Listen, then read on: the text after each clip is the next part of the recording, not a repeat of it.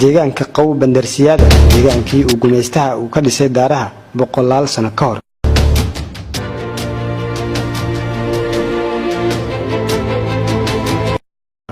kuwani waa muuqaalo muujinaya sida deegaankani uu yahay deegaan qadiimi ah misana uu yahay deegaan barwaaqaysan oo isku helay bad iyo bari ay ku dhex yaalaan dhul beereed la dheefsan karo.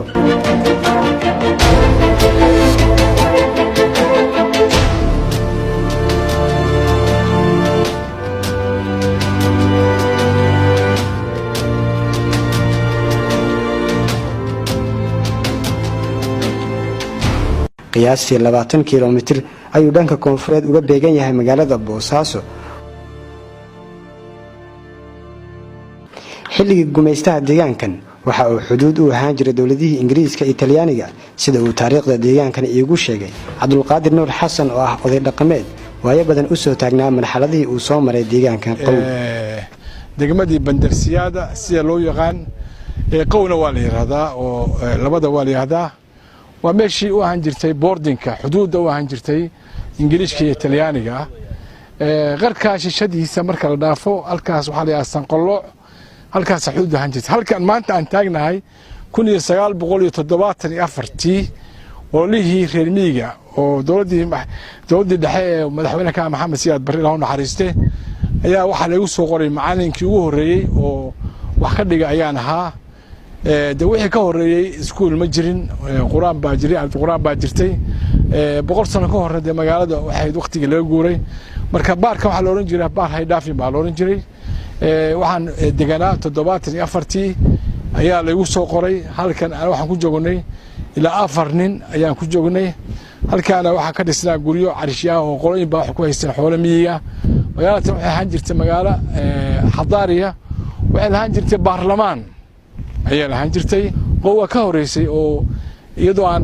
conference dhicin ama African la qaybsan qow waxa lahayd baarlamaan iyo shacab fara badan oo jooga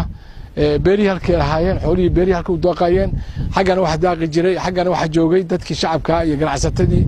oo jeedaan daarada dheer oo fuqya oo dadkii carabta ah oo xadaariinta ay dhiseen ayaa ku oolaan jiray.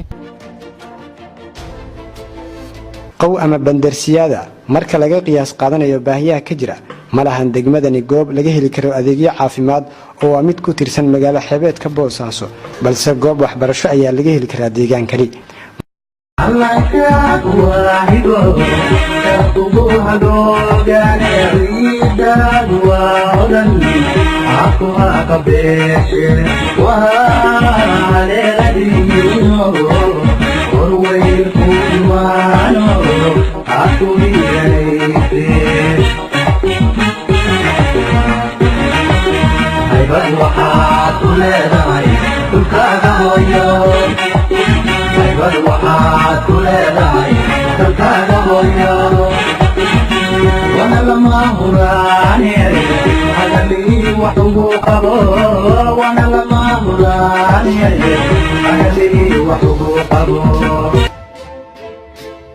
marka la eego sida deegaankani uu yahay deegaan la maalgashan karo waxa uu tilmaamta tiraabtida uu deegaankan kulminaya bad ku wanaagsan kalluumaysiga iyo dhul ay geedo timir iyo celal biyo macaan ku yaalaan sida uu markale ii sheegay Cabdulqaadir Nuur Xasan oo haya taariikhda deegaankan.